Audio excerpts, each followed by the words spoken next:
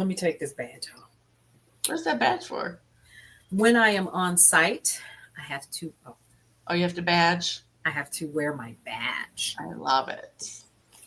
All right, so we are recording.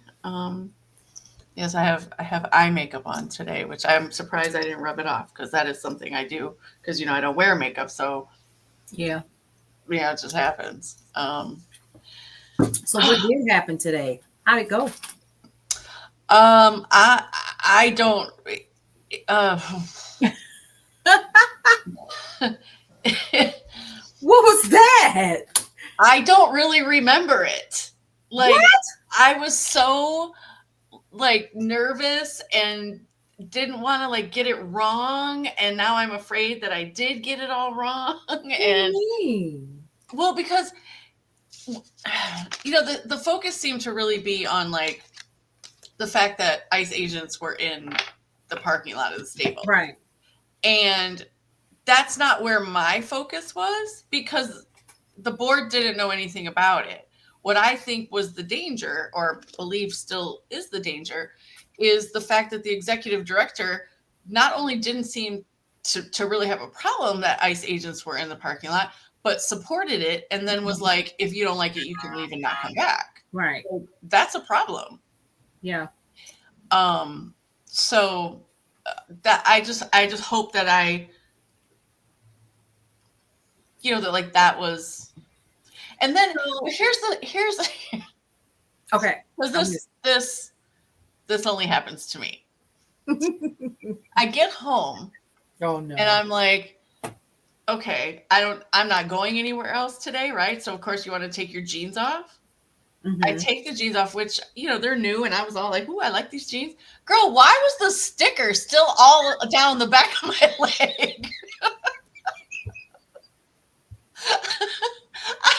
I was all out in public. And no one told you? I don't think it. Well, first of all, I didn't see that many people, right? Because it was just me, the reporter, and the cameraman out on the street having, doing this interview. And then I went to lunch with my friend, and she never looked at the back of me because I was already seated when she got there. But no, even the nice waitress wasn't like, "Yo, you have a sticker on the back of your leg." Probably because they didn't see it. It was white against dark denim. I'm sorry. I was like, when I pulled it off, I was like, because of course. Of course. Well, I don't have anything to say. I'm thinking of there's nothing to say. So you had this sticker on the back of my pants. Yeah. Yeah. There's nothing to say about that. Well, how did the interview go? At least they weren't filming the back of your pants. Oh my God. Yeah, that's true. Yeah, it was a good conversation. I appreciated the opportunity. If I ever have another opportunity, I will now at least understand what to expect. And will conduct myself probably in a much more professional manner. I was treating it like an interview, like you and I talk, right? And I'm talking with my hands, and I kept doing this, and he's like, "Stop touching the microphone." I'm like, "Oh shit, sorry." Okay, right? Like, sorry. Yeah. But it was nerve-wracking to be on the other side of that equation, right? Because I'm not normally the one answering the questions. I'm the one asking the questions. And it's funny too, because I have a friend who she's the executive director of a nonprofit, and she was telling me something, and I was like, I started asking her questions, and all of a sudden she stopped, and she's like, "Your voice changed. You're interviewing me." Okay, but you have news to share. That's awesome. Woo, honey. So clearly, I have a different tone. I don't know. I don't know. Anyway, how was your day? My day was very busy. Okay. Because I've got good news. I love good news. Yes. We have acquired a new client. Yay. They are a sports agency. Get out of town. Hmm. Oh, that's amazing. Congratulations. Thank you. Thank you. I will be sharing more details behind the scenes. I love But this. I found that out today, Okay. and we start on December 1st. So I'm super excited about this. This is a retainer deal. This Oh, will not be a short term project. So I'm excited about that. amazing. What that will allow me to do Hmm. is to offer opportunities to possibly one additional team member. So I'm so happy for you. Oh I'm my God, super that's excited. amazing. Thank you. Thank you. Uh, Thank you. Cause I ain't funny. I ain't gonna do it. okay, this But is yeah, the yeah, seated happy yeah. tap your dance of joy. That's what I'm saying. Hey, hey, Hmm. right. But yes, right. Okay, here we go. But yes, do the WAP. Yes. Right. You go, Um, Paulette. Go on, Paulette. Go on. Go on, Paulette. Go on. Go hey, on, Paulette. Go hey, on. All hey, right, girl. hey, I'm hey. excited for you. That's awesome. Thank you. I am learning at this age a couple of things. We were talking about this briefly.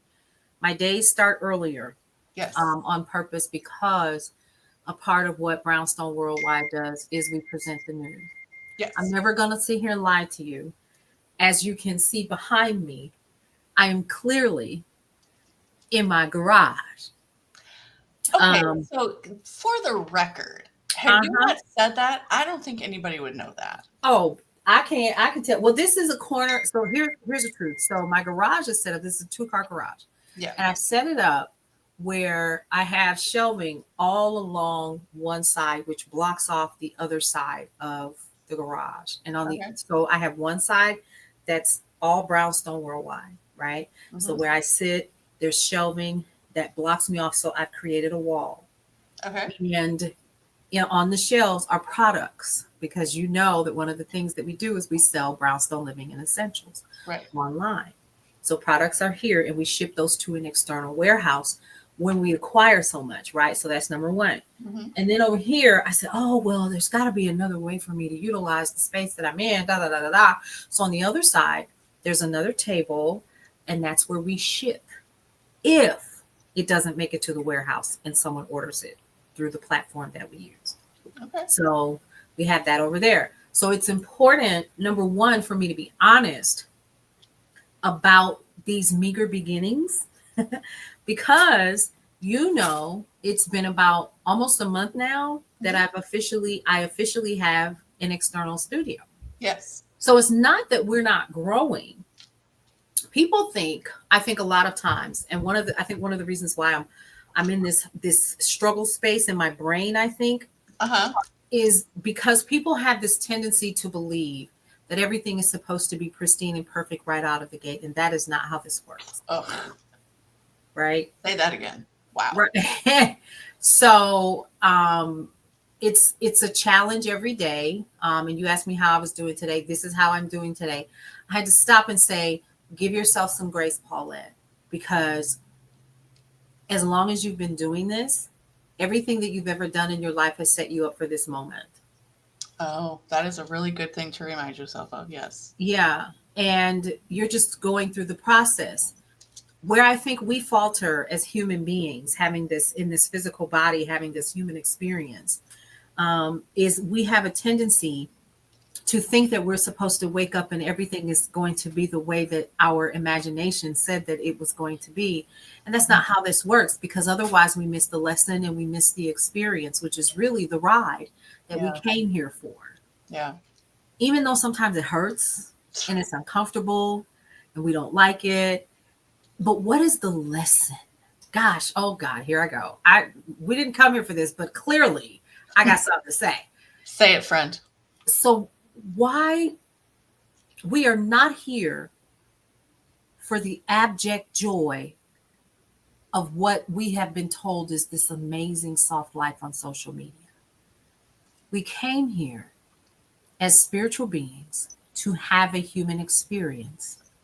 And in order for us to learn what we need to learn to pass the class so that we get to the next phase, is we must learn that the experiences or the challenges that we have are literally things to teach us humility, peace, patience, respect.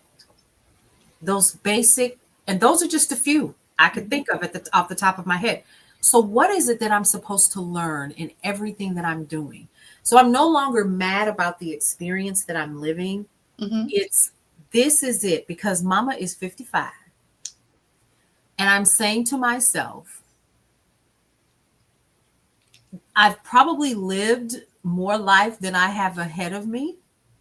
So I need to get this part of my class correct, because I find myself having the same experience over and over and over again, except I have different teachers every time.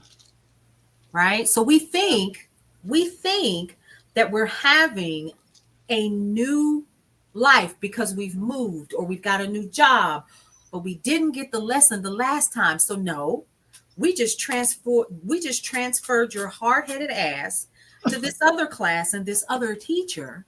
Right. In a different location. Yeah. And you're going to take this class until you get what you're supposed to get and not before. Yeah. So I learned that maybe truth a week ago. That's a big revelation, though. And I'm listening to you recognizing the truth in everything you're saying. That's a very redundant statement, but I get it. I think it's interesting because while I was driving today to go to the interview, I was thinking to myself, in 23 years, I'm going to be 80. That's not that long of a time. And what do I want to do with those 23 years? Yeah. Right? Like, what do I want to do with those 23 years? You know, I got to really think about that. And, you know, I started thinking, am I too old to really make a go of this?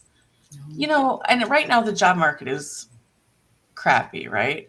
Yes. It's not good. But even if it was an employee's market as opposed to an employer's market, I still think I would be passed over for most things just because of my age, right? Yep. Like, people can look at me and be like, oh, she's got all gray hair. She's no spring chicken. Like, right. Hello.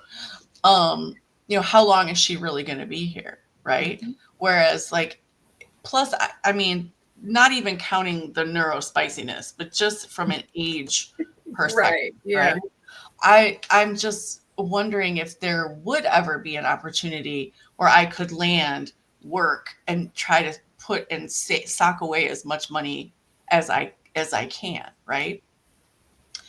On the other side of that, I know that I can't fit into a corporate structure. I have been the square peg trying to fit into the round hole my entire life. Yeah. Yeah. And so when somebody asked me last week, like, you know, what is it that you really want out of this life? And I said, I want to be able to do what I want, when I want, and with whom I want. Mm-hmm. And for the most part, I can do that right now. Right. Right. You know, can I travel to far-flung places? Not without planning and a savings. No, I can't. And you know what? That's just how it is. Yeah. Will I be able to do those things? Yes. But it's just going to come a little bit slower. And I know exploring the world, I'll be 58 when I first travel across the pond. Mm-hmm. You know, that might be a little late, but it's better late than never. That part. Yeah, there you go. That part. Yeah. And I think you're in a good spot. I think we both are, because our children are grown. True. Thank God for that. Yeah. And even I mean, you still have, wait, how old is your son? He's 18. Did he just graduate from high school? He just graduated. Girl, I can't even imagine having somebody that young that I have to look out for. Yeah. Well, here's the thing. His older sister is still here as well. Mm-hmm. And I'm going to be honest with you. I'm grateful for the company. Yeah. I'm also grateful for the silence, if you will. And they know. And my house is big enough where we don't bump into each other like that. right? Yeah. So like they've got their own space. And if I'm not working brownstone back here, Mm-hmm. I'm usually in my, I like to call it the master suite. Excuse me, the boudoir. It's Um, the primary suite the now. primary suite, yeah. The primary suite, my boudoir. And I can stay in there because I have all of the amenities that are downstairs. Yes, I have a refrigerator and a microwave in there. I'm sorry, Walter is talking to me. What? You ate. Go. Ah! When he had his shot. So, like, I don't understand what the deal is. He ate dinner, had his shot, and had his little snacky. My goodness. Okay, but here we go. Come here. Hey, Meet the little people. Walter. There we go. Hey. Everybody, this is Sir Walter Payton. We call him His Walter. Royal Fatness. He's rough, but look at how he's looking. You need like, Go sit over there. All right, I put him in his little tree. You can really chill out, dude. What was I saying? Oh, I know. Okay, so About your house being big enough, you enjoy the company, but also the silence. but I also enjoy the silence. I can literally wake up when nobody has anything that they need my support with, and I can stay in my suite honestly all day and never come out because I've got the fridge, the microwave, the coffee maker, I've got the desks, and I can stay back there and work until I get ready to come out of my room.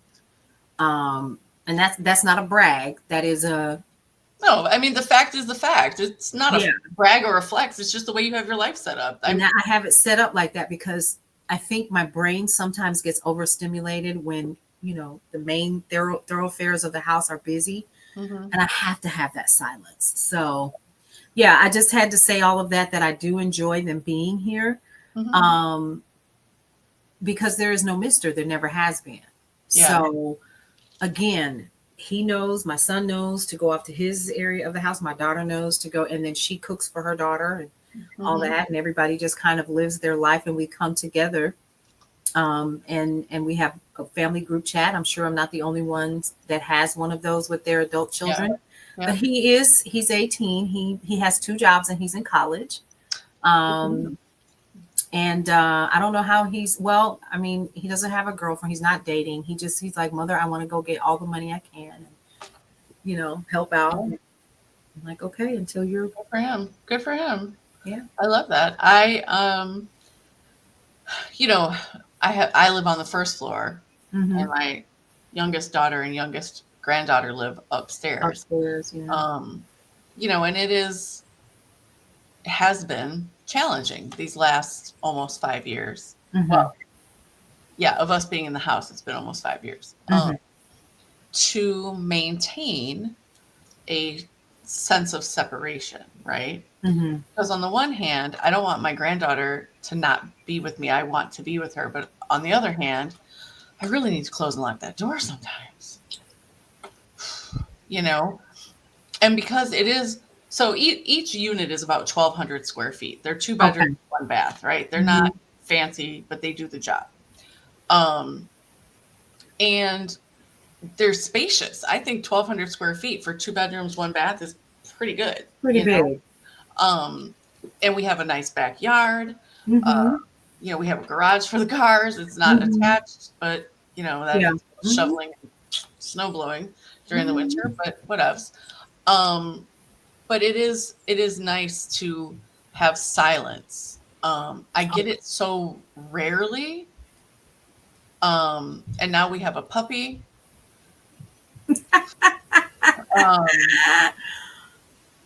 Well, so I'll just explain, like, everybody's going to be like, girl, why do you have a puppy? It's not my dog. The opportunity, my granddaughter's been asking for a dog for a long time. And I'm like, you can have a dog when mommy gets her own house. Do that here, right? Well, the plan is for them to move out sometime next summer, and they want to have a dog. Well, my daughter's boyfriend, who they're moving in with, has never had a pet. He doesn't know the first thing about training a dog. We have raised dogs. So we have the dog here, and, getting her was very unexpected. It was just kismet the way it happened. And so we're training Jelly, that's her name, Jelly, to be a good dog. And so,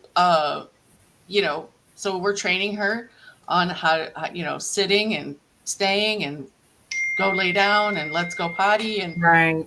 all of that sort of thing. Oh, my mom just texted me and said, nice job. I guess it just aired. Oh my. So that means I'm going to be able to go and find it, huh? I'll send you the link. Okay. Okay. So I think we should get started because we've been jabbering for 20 minutes here.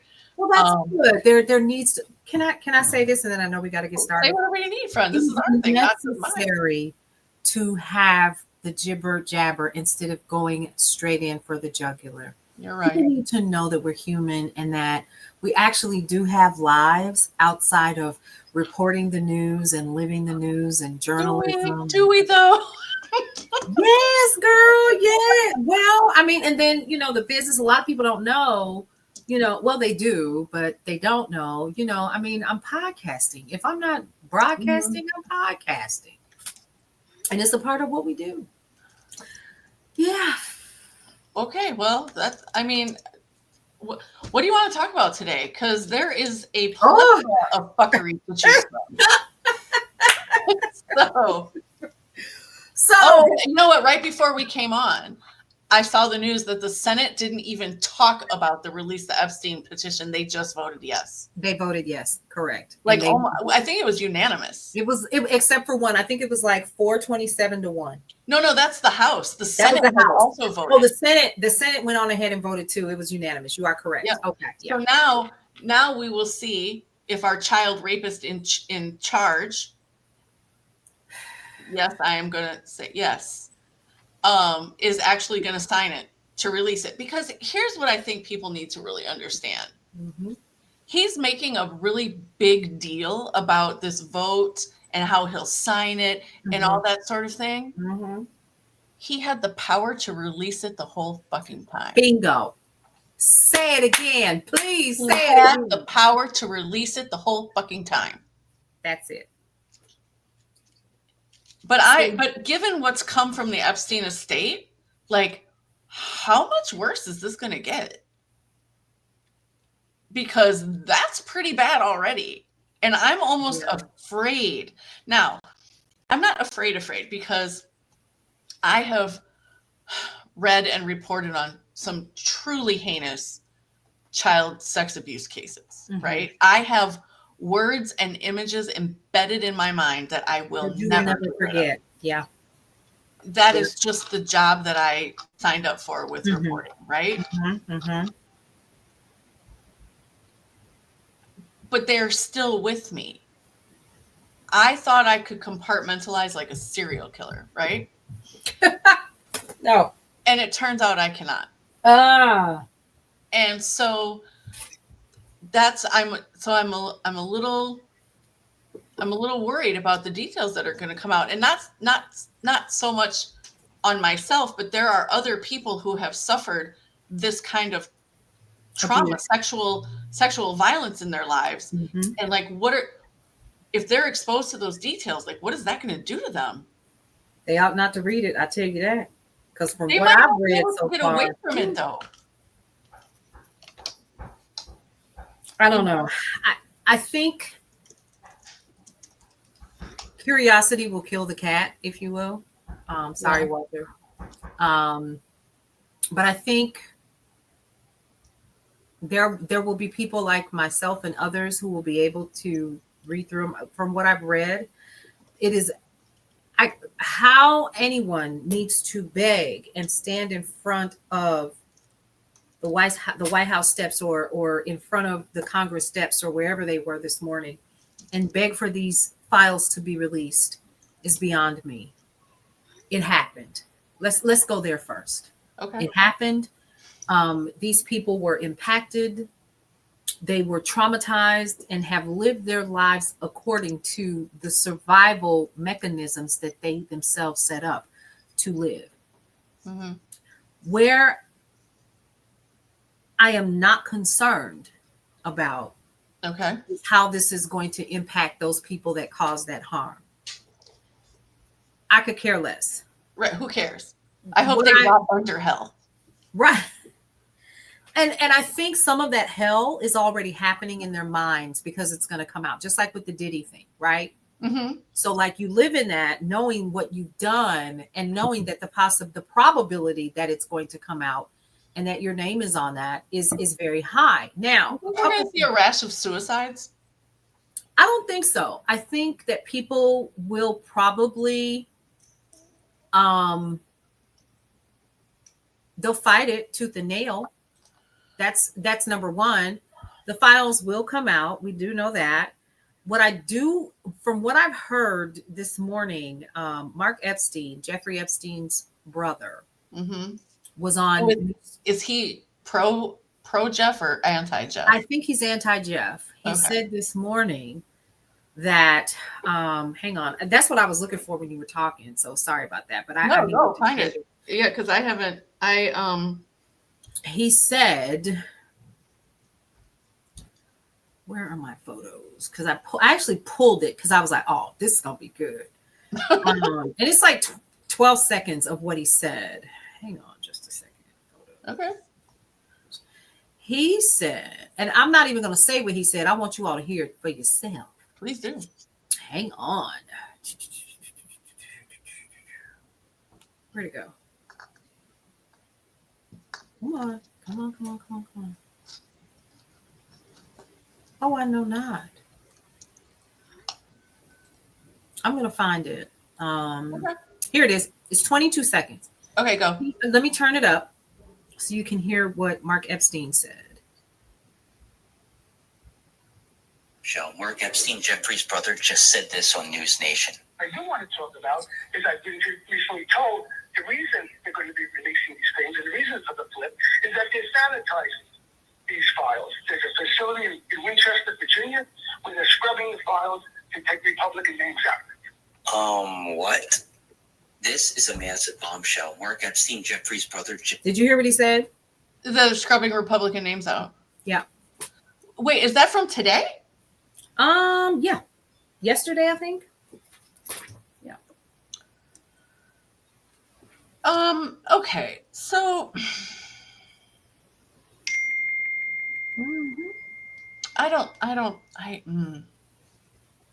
So first of all, here's the question that I have. How reputable is Mark Epstein? Number one. Right. Like, what is he a reliable narrator? Exactly. So that was the first thing. And then number two, how do you know where they're doing the scrubbing and who's doing the scrubbing? And that's a hell of a lot of scrubbing. Who's got the bucket and the water and the pail? You know, who's responsible for all of that? So of course, with everything that I was doing today, I didn't have an opportunity to do any full deep dive like I wanted to, but I did want to share that. And I thought, oh, okay, well, but that's not really where my head is at right now. And I'm trying to gather my thoughts around all of the information that I've been gathering today, just about these files alone. Number one, couple things. Marjorie Taylor Greene has jumped on the bandwagon. I have a problem with that. Number one, she was at the press conference this morning. Girl, I didn't see anything. You know, I was like, yeah, she spoke. For releasing the Epstein files? Because I know. So here's the thing. Do we live in the upside down where I find myself agreeing with her? Because here's the thing. She wants to run for president. I already know. Period. Honey, she wants to run for state senate. I thought she wanted to run for president. She wants a seat. She wants a different seat. So she wants to run against either Ossoff, is that his name? Joel? I think it's Ossoff. Joel Ossoff. Yep. Joel Ossoff or the Reverend Warnock. Raphael Warnock. So she wants to run against one of them. Yep. So this is very timely for her. It's very, it's giving opportunistic. It's very opportunistic. Here's what I'm never going to do. I'm never going to say that she's not down for what's happening, because I think that she honestly is for releasing the files. But here's the issue that I have. The issue is you are talking out of both sides of your neck. Both sides of your neck. Yes. And I have a huge problem with that because I have watched you abuse your seat. I've watched her abuse her fellow Congress people. There you go. Jasmine Crockett. Oh my God. Ayanna Pressley. Talk about it. like the squad, Ifan, I can't remember her last name, from Minnesota. Yep. Who, by the way, I met last summer at the DNC, and she is lovely. Quite lovely. She is quite lovely. Like, I walked up to her, I had my press pass on, and said, do you mind if I ask you a question? She's like, well, I'm not usually talking to the press, but sure. And that was it. I had a question, and then we moved on. I said, thank you so much. I shook her hand, and off I went. That's wonderful. Yeah, she was really and lovely. The joy that is on your face right now. Girl, I love this. This is why this show is so necessary. Let me tell you something. Because middle-aged women literally do give a shit about what's happening in this damn country. First of all, not only do we give a shit, but we're fucking enraged. Period. Please say it again. We have been enraged for years. Yes. And now we have the freedom to set shit on fire. Period. Just like right. With arrows. And keep going. That's it. Burn a bridge and keep going. I don't care. That's why this is so important and why we start the show with, how was your day? Because we're still grandmothers too, right? And people. We're human. And with our own rich, unique human lives that are separate from children and separate from grandchildren and separate from the business. And yep, that's it. And that's it from Walter. Yeah. So, but I think that's where I'm concerned with Marjorie, is because ultimately this seems very opportunistic to her. For me, from the outside looking in and knowing what I know, and 2026, and she's trying to keep her seat. But here's what's even worse is the district that she represents is one of the most impoverished districts in the state of Georgia. Okay, I'm just going to say something that sounds horrible. Come on now. But I feel like that moniker, the most impoverished district, is so applied just across the South. Like, lowest in education, lowest in healthcare, like, and a state like, we're just going to use Mississippi as an example. Only 40% of the population in Mississippi is Black. I think that's what it is. I could be wrong. I'll check that number. But it just astounds me that when 40% of your population is not white and you still have these really shitty numbers, like, clearly the problem is not the non-white people. That part. Like, what? Yep. I'm going to check Mississippi's population so I don't make myself a big ass liar. Yeah, and I think so getting back to Marjorie and these files. So she was there, and it made me think, I'm going to say this, and I know I'm going to piss some people off, and I don't care. It made me think about something, and I talked about it before I left the studio today. Girl, I was right. 37% of Mississippi. Oh, hell, you gave me 3% too much. Apparently. So I'm sorry. Again, how are non-white people the problem? Anyway, go on. There's a lot I could say. So, yeah. That 55 brain just kicked in. So what was I talking about? Girl, I don't know. I'm sorry I interrupted you, and what the hell? No. It's okay. I was talking about Marjorie, and I know what it was. So I was sitting in my car, and all day today, I've been very melancholy about what is happening with the Epstein files. I have been furious since the Me Too movement. I want to take us here for just a moment. Go, please. I am not belittling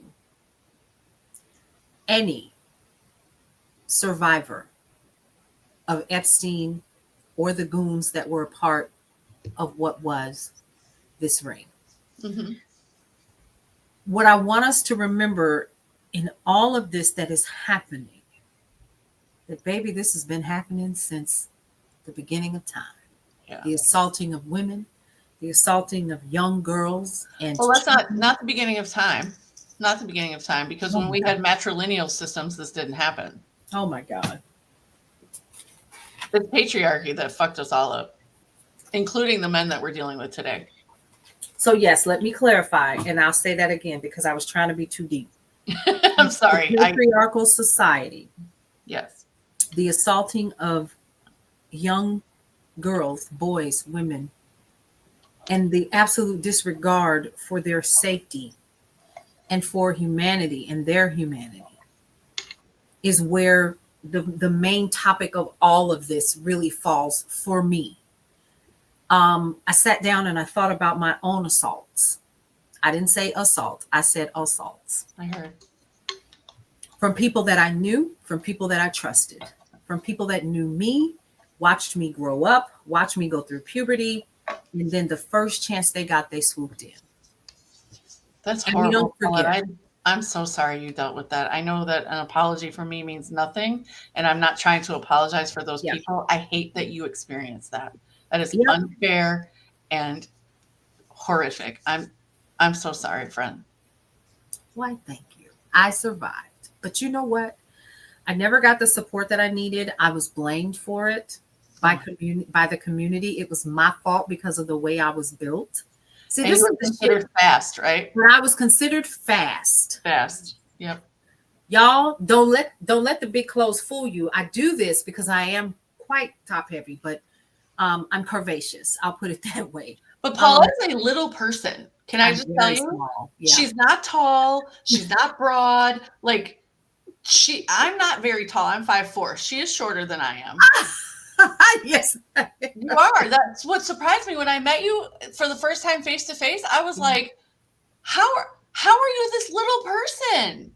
Yeah. Like she is a slight of frame is what I will say. Yep. But I was fast, honey. They said I was fast. They told me it was my fault because of how I was built. I didn't have no business wearing any of that. Wearing what? 80s clothes? I was the biggest Madonna / Cyndi Lauper fan. So anything that any one of them chicks was wearing, baby, I had it. Oh, the lace gloves. What? Listen. And all the rubber bracelets. Yes, I had all of it. The big bangle earrings. Yes, yep. I had it all. Well, so here's my point. So so the community shunned me. And it was I've never forgotten it. You kind of live your life. Yeah. In this mode. And then it wasn't the last time that it happened. It was with other people who took advantage of me. And I was young and I didn't understand what was happening. And I know I'm not the only one. Why am I bringing this up? Because I do not want anyone else to ever think that this group of thousands of people, because I understand there were thousands of these people who were victimized by this ring. Mm-hmm. There are millions of us, folks. There are. And if nothing else comes out of this, let there be healing for those people who were impacted directly, and let there be healing and retribution in some way for people like myself and others who were who never got the justice we deserved. You say you didn't get any support. Have you gotten professional support? Never. Oh, friend. I never got the support. Never, ever, ever. I didn't know that I needed it because it was something in my community that wasn't talked about. Oh, I know. I'm aware. And it wasn't until my dad started going through cancer treatment for I think the second time that my parents actually sought mental health support. But other than that, it was just, you're not hurt, rub some dirt on it. Basically, or go take a nap. Go take a nap. That was a big one. But what I will say, and I'm going to go ahead and put it out there because he's long dead and gone. It was a pastor of the church that I had been at since I was an infant. And I will say this about my foster parents. The minute that I did tell them, and it took me weeks to tell them what really happened because my entire demeanor had changed. I finally told it, and it broke the family.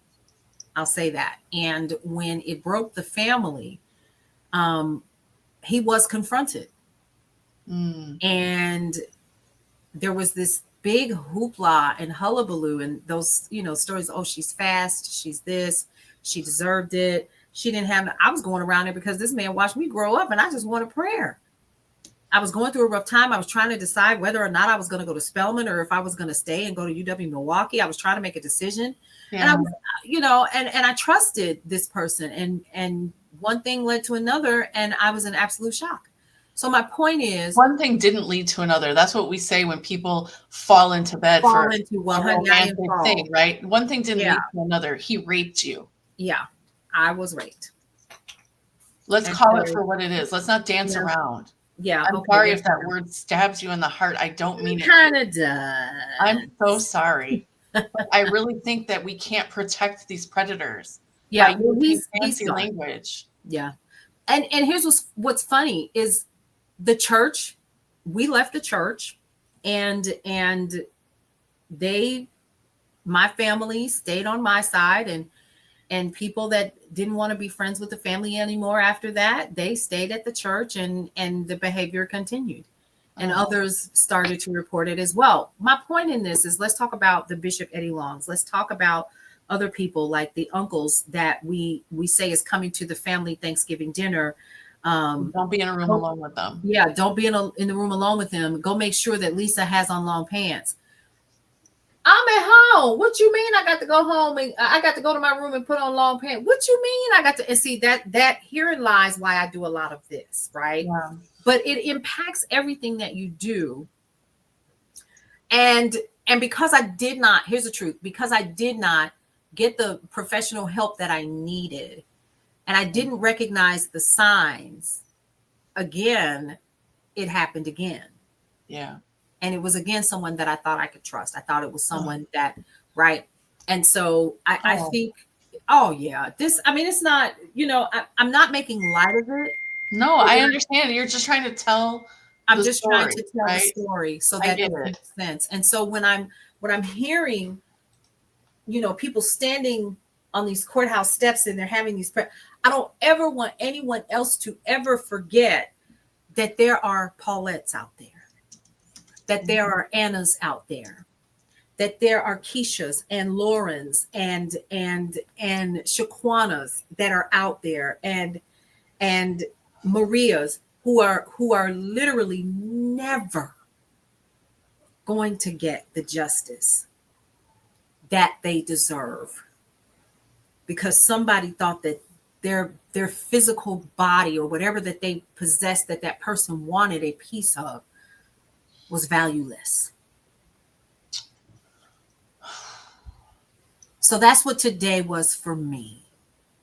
It was a reminder that we cannot forget us in this. I think that is getting lost, right? Yep. I think that the narrative out of the White House, the way that reporters are focusing on the strife and struggle in Congress to get it done, the lack of acknowledgement that these files could have been released months and months and months ago. They only very rarely come back to the victims. They only very rarely, I don't even want to call them victims. That's not, I feel like that. Survivors. Thank you. Survivors. Yeah. They will come around and circle back to the survivors just like every so often, but they're not the center of the story. And they really need that part. Yes. They need to be the center of the story because their story is the only one that matters. Yep. The lives that have been impacted, like mine and others. And I think one of the reasons why, one of my biggest things is I have 3 daughters, and as they were getting older, one of the things that I literally refused to do was allow anybody to just be a part of my life that I didn't trust. Well, I mean, you had already had your trust abused. Yep. And torn to shreds. So I can understand you building really thick, tall walls around your heart and your body. Oh, absolutely. Yeah. And I just, Paulette, I mean, it is what I could wave the wand and take away that pain from you and those memories and the trauma that is now, that just continues to swirl. I would, if it took winning 10 lotteries, I would buy all the tickets in the world to make that happen. I think, and thank you for that. I think there are so many others that are like me that will, we go on because we don't have any other choice. Do I know for sure that it has impacted my ability to be able to be in relationship? Absolutely. Do I think that it helped me to have a lower sense of self-worth? Absolutely it did. Did it make me feel as if I didn't own the body and the person that I am and that I should be ashamed of who I am? Absolutely. Physically. Because I learned early that, and this was something that was a part of the culture that I grew up in too. It was your job is to be the cook, the clean, the maid, the sex object, the this, the that, the da da da da da. So you don't matter anyway. And this was a conversation I remember. So see, some of this is cultural too. Let's put that out there. So I remember a conversation I was having with a family member who said, well, what are you going to do when you get married? This has something to do with washing dishes. What are you going to do when you get married and your husband comes home and the dishes aren't washed? And I said, first of all, I'm going to be at work. Second of all, he can wash them himself. I'll never forget that conversation. And then the conversation got deeper, and I was smacked across the face for me saying I didn't want to be anybody's maid. Yeah. So when we look at how young women coming up in the 60s, 70s, and 80s, in the culture that I grew up in, you were literally raised to be a wife. Period. That was it. I don't know about your household, but I know the one that I grew up in, that's what it was. So I learned how to cook, clean. I learned that I was supposed to be submissive and what that meant. I learned all of the things, but I also cannot ever forget that I was also taught how to be all of the things because I went to charm school. They put me through charm school. That was, oh my God, that was a thing? That was a thing. I did not know that. Absolutely, yes. So I learned how to put the nickel on the knees, and I learned how to bend over properly and do all of the things. And I can tell you what size fork belongs where and what you do. Wait a minute, nickels on knee. What is that? What is a nickel on a knee? Nickel on the knees, and how to wear skirts so that you can't see past your knees when you're sitting, or how you're supposed to turn to the side to sit in order to create specific angles, and how to walk correctly and so forth. Oh, I learned all that. Okay, I can just tell you with almost absolute certainty that is not something that a lot of white families put their girls through. Yeah. Maybe, well, not at my socioeconomic level anyway. Mm-hmm. Potentially higher up the ladder they might. Yeah. But at my level, I am, look at me, I'm like, they did what now? Like, I have never heard, I thought charm school like went the way of, the beehive hairdo in the 60s. No, I thought that was not a thing. I mean, no. I know someone actually who does etiquette classes, but that's different than kind of, sort of, maybe not. But she teaches boys and girls like the proper way, like when you're when you're at a table seating, how you use the silverware from the outside in, right? Yep. She teaches them that about young men, like being a gentleman, and how young ladies should, not necessarily with the nickels on the knees or anything, but no elbows on the table. Correct. Yes. Stuff like that. Napkin in your lap. Yes. Which honestly, if you think about it, it's just practical. It's practical. Yes. And but the other things, you learn, like coiffing the hair and, things to wear to bed. And it was, and then at the end, you had your balls every year. And then when you got to a specific age, very much like, then you had the debutante. You're very aware of that. It's very much like a quinceañera. Cotillion. Yeah, and ours is a cotillion for women and a battalion for the boys. Yeah, it took me a minute to remember the word. Yep, and it was a big deal. And you got your crowns and the big, beautiful, swirly dresses and all. Okay, again, not something that any white family I know ever did that, but I was friends. I was friends with a number of young Black women in high school who they did participate in that. And I remember just listening to them just in fascination. I'm like, tell me about the dresses again. Yes, the dresses. Like, tell me, Oh, you had to my learn God. dances. Like, to me, it just sounded so much like a fairy tale. Yeah. And And maybe it it was wasn't. amazing. Maybe the reality was very different, but for somebody who was on the outside looking in, Outside it looking sounded in, yeah. very fancy. Yeah, it was very fancy. And you had to go to rehearsal so that everybody would be together and, you know, do the thing. And oh yeah, it was a very nice experience. And I will say this, that growing up in that, it was still to prepare to be a wife, period. Yeah. And then the times were changing at the same time, right? So as we were leaving school, high school, and heading off to college, the world was starting to change, right? You know, the civil rights movement had left Milwaukee in specific areas in absolute devastation and destitution, and I lived not far from that. But there was this tiny community of people, both Potawatomi and African American and Latino, as a matter of fact. We all kind of lived in this space off of Buffum and Locust, and we all kind of yeah, okay. yeah. So I have dear friends. We're still friends to this day from that area. And here's the thing. Everyone that I knew, the culture was pretty much the same. You do this as a woman so that you can do this. And in my head, I was furious because I didn't want to wash dishes. I thought my brother should wash dishes, but he wasn't supposed to wash dishes. He was only supposed to take out the fucking trash. And I never understood that. So culturally, my body was not mine. Yeah. Does that make sense? Yes. And so what is that book? The Body Keeps the Score? The Body Keeps the Score. Damn.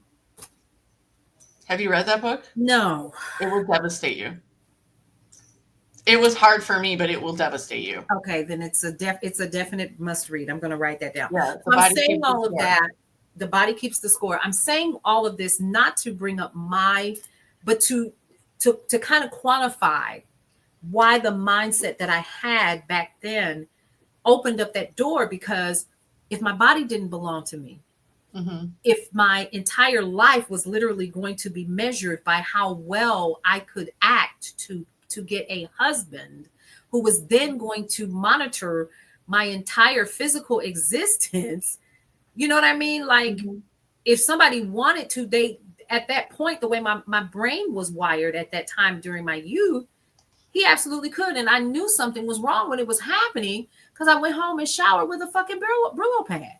Oh, God. You see what I mean? So I knew, because you were trying to scrub him off of you. I was trying to scrub it off. And I remember chewing the soap.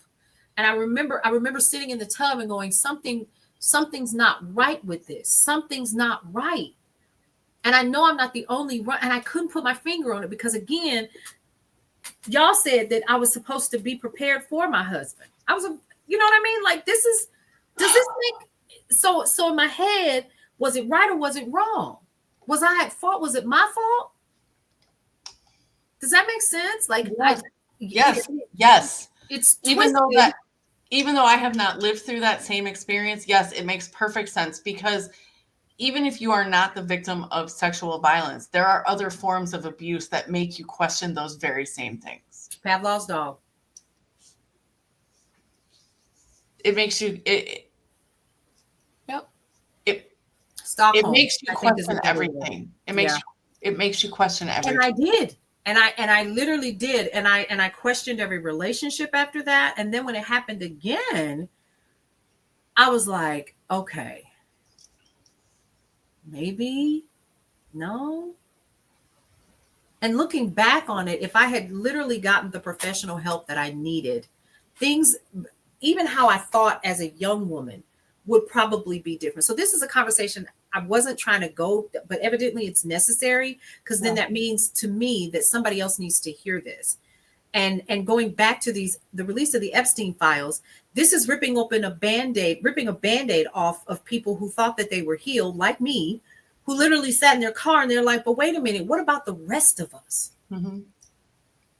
Yeah. Yep. There's too many women and girls right now who are silent, and they are suffering in silence. You have been suffering in silence. And that is not okay. Our society has been built to glorify the most mediocre of white men, Oh, like even less than mediocre. And because it is so ingrained in our culture, yeah. it is ingrained in all of us, even non-white men, right? It's ingrained in them to a certain degree. It takes a lot to peel that off. Oh, You know, and just the lack of, there's no value. Like there's too many men see women. We are not fully as human as they are. We have less value than they do. Yep. We can't possibly be as smart or as creative or as innovative. Mm-mm. You know, Yep. just, I and there are know. those who insist on punching down, right? Yep. And we have a It's society that disgusting. celebrates that actually lifts people up for that. Yeah. And now we have the president again who is giving rise and permission. Well, not giving rise, it's there, right? Mm-hmm. But I don't know. Yeah.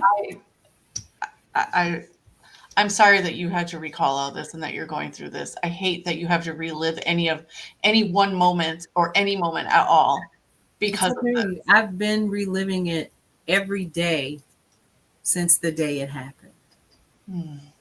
In one way, form, or another. And you don't think, and then when it happens again, and then yet again. Yeah. And you wonder how do I end up here? And then you don't look at it, but looking back on it now, it literally formulated my very life and what I was willing to take. Yeah.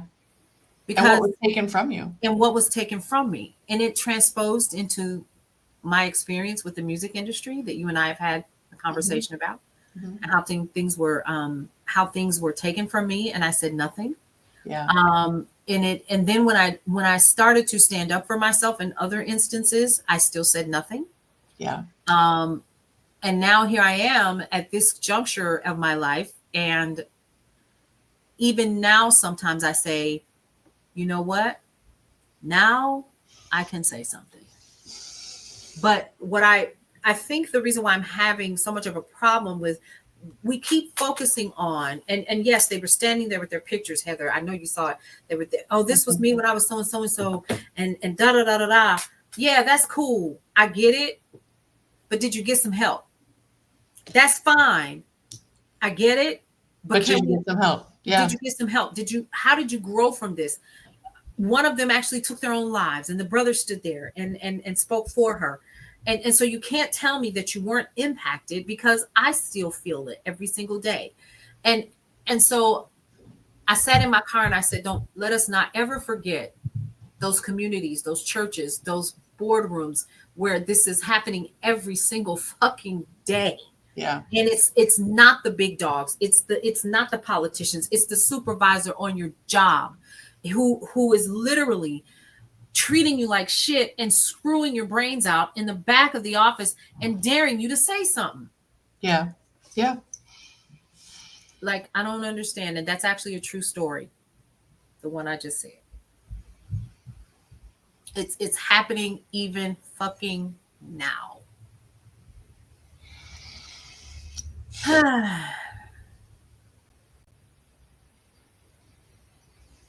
And when women don't get the help that they need, because we are the pillar of our families and we're the pillars of our communities, I don't give a fuck what anybody says. We are the backbone of society. Period. That's it. When we don't get the help and the support that we need, it impacts the world. And we're seeing it in real time. Yes. And it is almost always a negative impact. Absolutely. And I need to be really clear. That is not any fault of the woman or the girl who was harmed. Yep. It is because the life that they were meant to live has been cut. Yep. At the moment the violence occurs. That part. And it changes them forever. It does. And I'm living proof. Because you never feel protected. You never feel protected. You're always looking over your shoulder. And it showed up in ways years later that I never thought about. And I know I'm not the only one. Some women turn to the streets. Some women turn to drugs. Some women turn to abusive situations. Some women turn to somebody that they thought was their daddy in theory, but he's not, and he's treating them poorly. Some women get up and they think that they're okay because they're running after success, when really you're running from the cut that's still bleeding. Ooh, that is a really powerful way to put that. Because it was me. Yes. Yeah. So there you go. And along with that, your self-worth is tied to that. And then especially when they tell you it's your fault. Well, I think too, it leads to these.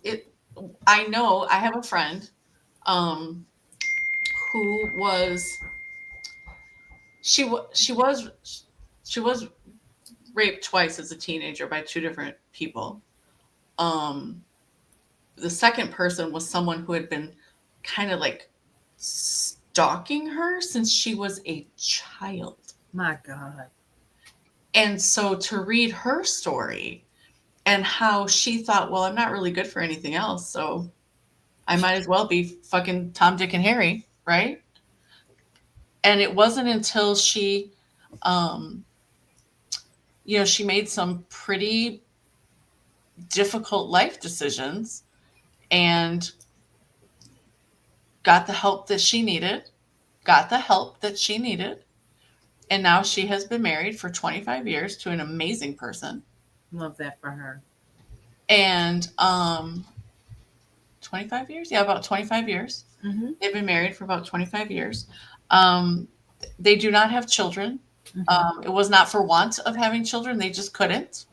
And so they have, not adopted children, but they've gotten involved in a lot of things that are Right. child-centered. Like, Mm-hmm. he's a basketball coach, Yeah. and she does other things. And she, so they have fulfilled that part of their lives. Plus they have nieces and nephews, right? Mm-hmm. But she could have very easily, continued down that path and never recovered. Yep. It's easy to do. And reading her story too, God, it was so hard. Because I was trying to reconcile the girl that I knew with the story she was telling. I was like, yeah, two very different, diametrically opposed sides of her life, Mm-hmm. right? Mm-hmm. It's shocking, mostly because it was happening in plain sight. In plain sight, yes. And nobody picked up on it. Not even her parents. And they were a close family. Yeah. Or they remain a close family, not work, because they're, the family's still the family, but Mm-hmm. they remain a close family. So it's a little weird that her parents didn't pick up on how her behavior changed at home in certain ways, Mm-hmm. right? Like, how do you not notice that? But Yeah. The same happened with me though. My parents didn't notice it. I think because I had become so quiet. Yeah. But it took weeks before my mom spoke up and asked me, was everything okay? It took her years. She was a full on, I can't remember if it was before she was married or after, but that's how long it took for her to tell her parents. Amazing. Yeah. And now think about that, the millions of people that never get the help. Let's not even talk about the people in places, we're not even going to go overseas, but just quickly, Sudan, Gaza. Oh, I can't. Ghana. Right. And it's happening right here in this country. And the only thing that's rubbing me the wrong way, I'm not saying that they don't deserve justice, because they do, is we keep talking about the predator. Yeah. That's what I'm having. Why aren't we talking about the prey? Right. And I hate to use that word because I'm not trying to boil this down to some simplistic Discovery Channel, Animal Planet kind of a thing. But when we talk, in order to be a predator, there has to be a There prey, has to be prey. right? And I I know sometimes there are no words sometimes. You just and so I'm hoping that in all of this we begin to point fingers back at the people who are the predators, and number two, also get the help for those that need the help so that they are not suffering in the silence. And here's something else, and I said this on a post that I made today. mm-hmm. When our babies are telling us it's happening, fucking believe them. Yeah, because why would they lie about something? I have to tell you, I was so terrified of my daughters, and now I am terrified for my granddaughters. Not that something couldn't happen to my daughters, but they're grown-ass women now, right? Mm-hmm. But I am so terrified of something happening to my granddaughters because I know I will go to jail. Yeah. And I'm not saying Yes. that because I'm trying to be tough or I'm trying to pretend like I'm somebody that I'm not. But I know there are very few things that will spur me to violence, like real violence. And that's definitely one of them. Oh, absolutely. Absolutely. Let somebody come for one of my children, it's over. That's how I am about mine too. And I think, you know, we've come close in some situations where I almost did, and had to be called back into my body because I was having an OBE at that point. But I think again, can we just for one moment consider what the signing of this is? It's more than just the signing of this document and him, Trump, signing the document and releasing these said files. It is the release that I think a lot of people need, but it will open up the floodgates for more people to begin to say what the Me Too movement started, which is it happened to me too. You're not by yourself. But then here's the other question. So what happens now? That is what I want to know too, because the Supreme Court has said that he can't be charged for anything while he's president, right? Like all these bombings of the boats in the Caribbean, you know, he's just murdering people with impunity. And having a field day with it. Yeah, he's just killing brown people. He doesn't give a shit whether or not they're actually running drugs. It's kind of like those North Korean fishermen that the Navy SEALs had to kill because I forget what their mission was, but you and I talked about it. Yeah. But he can't be charged for any of that. But anything that's in those Epstein files, he can be charged with. He can be charged with. Because it didn't happen when he was president. So we'll see what happens, right? Yeah. I personally don't think that anything will. I hate that I agree with you.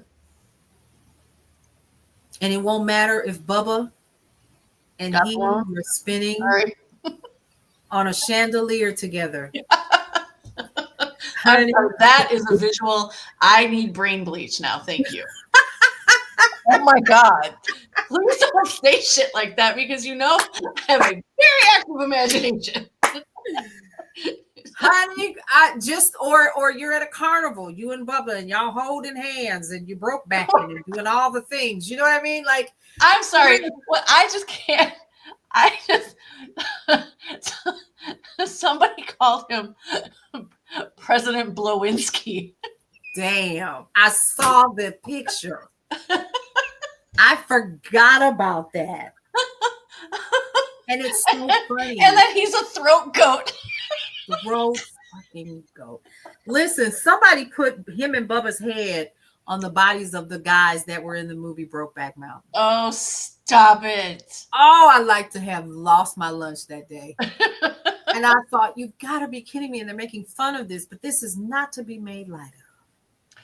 It's none of this. It really is not. But I think if we don't find moments of levity, we are going to lose our ever-loving minds. Because there's so much other shit that's happening right now. And I know we could go on and on and on about all the other shit that's happening right now. I didn't intend to go down this road with Clearly these you files, needed to, but you know, there's so many other things that are happening right now, like with ICE on a rampage in in the Carolinas, period. yeah. Like, I feel like we just need to just have another podcast in the next couple of it, because I've been trying to keep up with it. And what I've stopped doing is I don't want to be the first to bring you the news.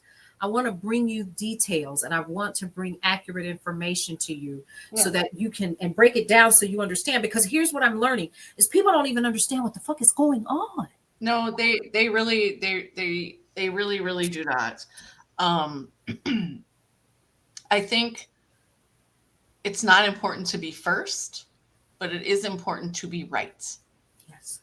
And it is important to be, we call it solutions-based journalism. Yep. But even if there's no solution offered, at least it's a complete picture of facts. Absolutely. That I think is 98% better than being first. Yeah, because it's breaking news all fucking day. It's breaking news. And that's fine. There's a space for that. But now what do I do with this information? And what do you mean by just a hot title like that? And you're only giving me bits and pieces of it. Well, hold on just a minute. Let me go over here and let me find out what's really happening. Like the SNAP situation and the recertification that's occurring, right? So now they want everybody to recertify. Oh, well, wait a minute. Well, what about this one? And to your point, it's so much shit that's happening right now, golly. Or what is this? Now there's a cap on how much federal student aid you can get? Well, that's a proposal. It's not a for sure thing, but they are. So yeah, we're going to have to talk again because maybe a couple more times this week, because there's also the Department of Education is moving grant programs out of the Department of Education and putting it with other departments that have zero professional experience in education. They don't know what this funding is. They don't understand the structures. They don't understand the requirements to get it or the tracking that has to go with it. They don't understand any of this. And guess who's going to be most affected? Just come on, say it. Title I schools. Do you know what Title I school is? A Title I school shows a certain percentage of children who live at or below the poverty line who need extra supports in reading and math, because those are the things that we test our kids on. So when you're looking at test scores for school districts and they might look a little low, it's because of the number of Title I schools, because poverty hurts children at every level. You heard her first. Sorry. I'm going to put my soapbox away. We'll do that again. No, it's okay. Go on ahead. Leave it out. Pour a little water on it. Make it good. That's what you need to do. Just see, and those are the things that we need to be talking about. But tonight, I just really felt like it was necessary for me to have this conversation, because that was the vibe I was getting when I was getting out of the car. Ma'am, and I think that, you know, even to your point with what we're talking about with Title I schools and the grants and this, you know, the proposal for that, and then the SNAP benefit and all of this other crap. The fact that they have gone to Native American communities and want to put ICE facilities. Yeah. So, okay. So just so everybody knows, and then we'll wrap this up because we've been at this for well over an hour. Paulette and I actually did have a list. We did. Of topics we were going to cover week to week for I think we picked out 8 of them, right? Yeah. And I think we've done maybe 3. Because the news is a banana pants. Yep. All the time. All the time.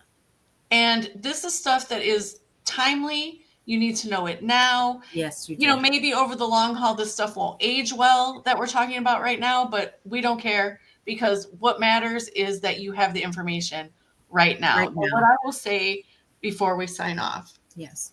Paulette, I want to thank you for your bravery and your willingness to be open about your experiences, because I can't imagine.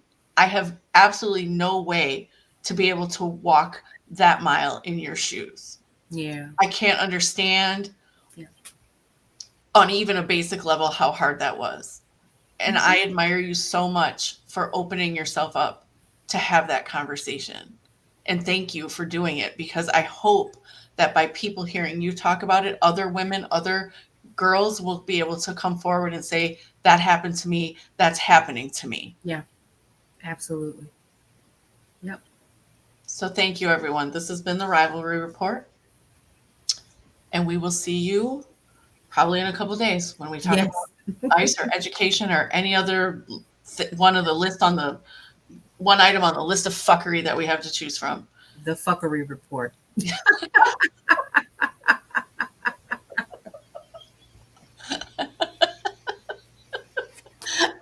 And with that note, good night, good afternoon, good morning. Bye.